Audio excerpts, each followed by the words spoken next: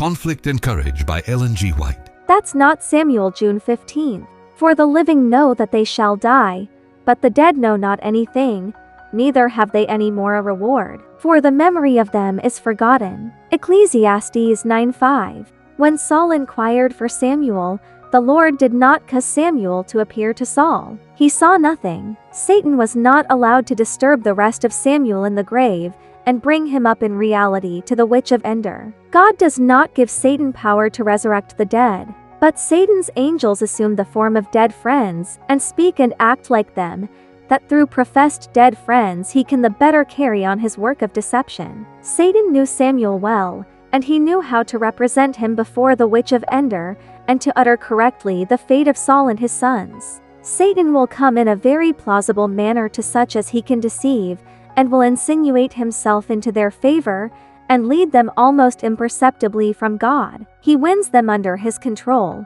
cautiously at first, until their perceptibilities become blunted. Then he will make bolder suggestions, until he can lead them to commit almost any degree of crime. When he has led them fully into his snare, he is then willing that they should see where they are, and he exults in their confusion, as in the case of Saul.